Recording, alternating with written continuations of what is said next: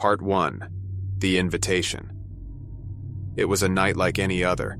A group of friends, including myself, gathered around a campfire, sharing ghost stories and laughter.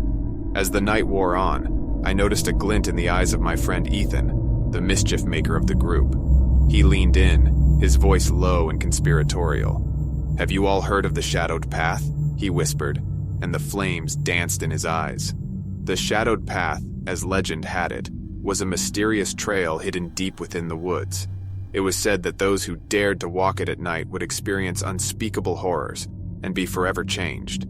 The allure of a thrilling adventure overcame our skepticism, and we decided to embark on this eerie journey together. Part 2. Into the Unknown. We ventured into the woods, the pale moonlight guiding our path. The trees loomed over us like ancient sentinels, and the rustling leaves seemed to whisper unsettling secrets. The air was heavy with anticipation, and my heart pounded in my chest. As we followed the faint trail, the forest grew darker, and the sounds of the night intensified. Twigs snapped underfoot, and the wind seemed to carry eerie voices. The shadows elongated, casting strange silhouettes that sent shivers down my spine. Part 3. Unearthly Encounters. Soon we stumbled upon an abandoned cabin nestled deep in the woods. Its wooden facade looked weathered and forgotten. Ethan, always eager for thrills, insisted we investigate. I felt a creeping sense of dread, but curiosity got the better of me. Inside, we found scattered remnants of the past. Cobwebs clung to the walls like ethereal tapestries, and the air smelled stale and damp. As we explored, we heard faint whispers echoing through the halls, but when we turned, no one was there. The tension mounted, and unease settled upon us like a heavy fog. Yet we pressed on, our nerves taut, knowing the true test lay ahead on the Shadowed Path. Part 4. The Haunted Trail. The path became increasingly narrow and winding. It seemed to lead us deeper into the heart of darkness.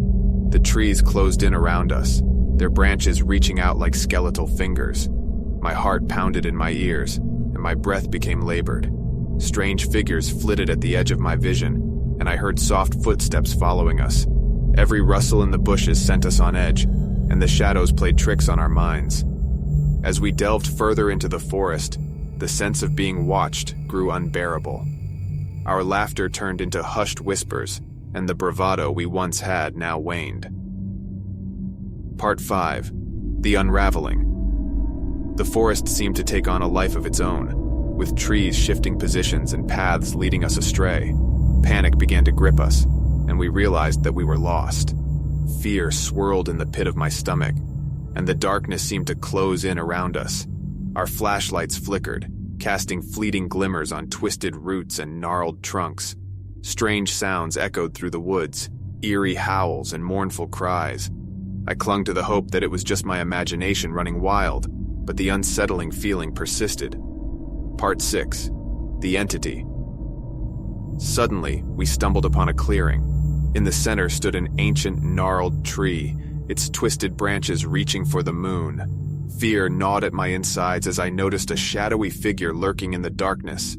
The figure emerged from the shadows, revealing a tall, gaunt silhouette with glowing eyes that pierced through the night. It emanated an aura of malevolence that paralyzed us in its presence. The entity spoke in a guttural voice that echoed in our minds. It told tales of lost souls, tormented spirits, and the tragic fate of those who dared to tread the Shadowed Path. Its words seemed to sear into our souls, leaving us frozen with terror. Part 7. The Escape. We broke free from the entity's grasp, running blindly through the woods, not knowing if we were still on the path or not. My heart raced, and my breath came in ragged gasps. Panic and adrenaline pushed us forward, away from the horror we had encountered. Hours passed, or so it seemed, until we stumbled back into the familiar site of our campsite.